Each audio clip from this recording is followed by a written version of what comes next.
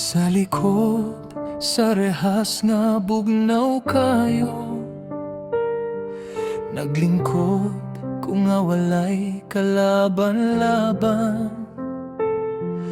Ginoo, kabalo ka sa tinubod, nga dili ako ang nakasala nining kalibutan.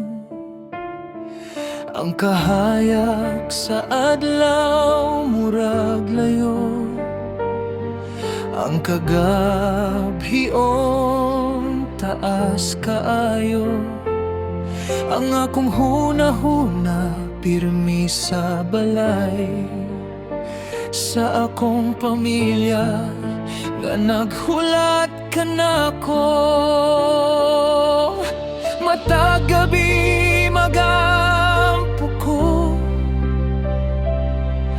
nga unta madungog ang akong tingog, kaysa sulod sa upat kadingling. Ang kasing-kasing naghilak nga walay tunog. Sala nga dili ako,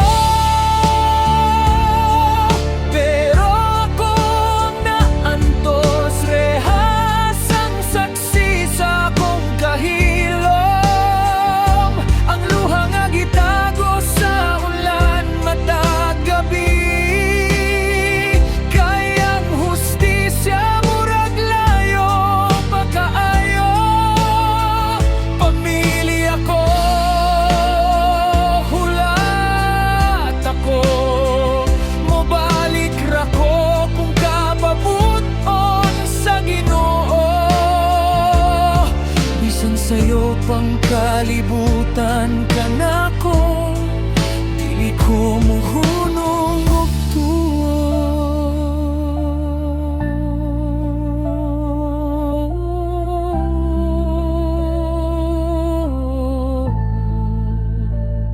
Dito sa sulod, parehas miyog kasakit, na ay inosente, na ay nadala sa kapalaran.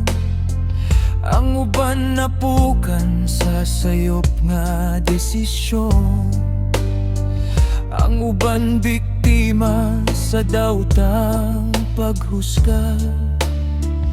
Makaminaw ang tingog sa akong anak, ang pahiyom sa akong asawa matag buntag.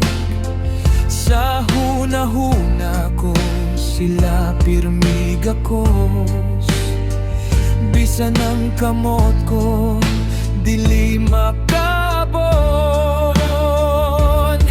Kung pwede pa lang mo balik ang oras, ipangayo ko ang usa ka higayon. Pero ang tinud akong sandigan, nga moabot ra ang hustisya sa tagdang panahon.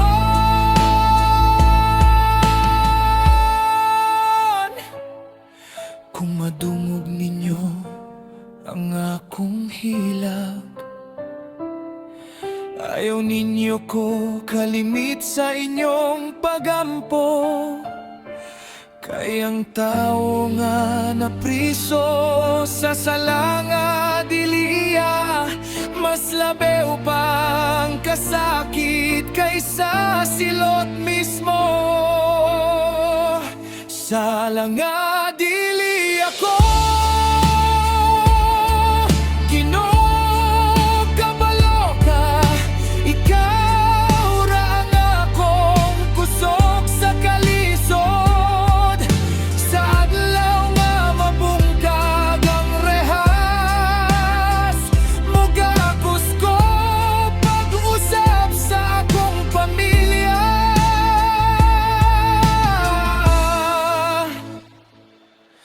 Hangtod ana nga adlaw,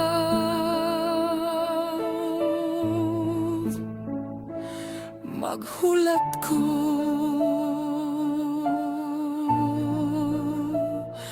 magtuo ko,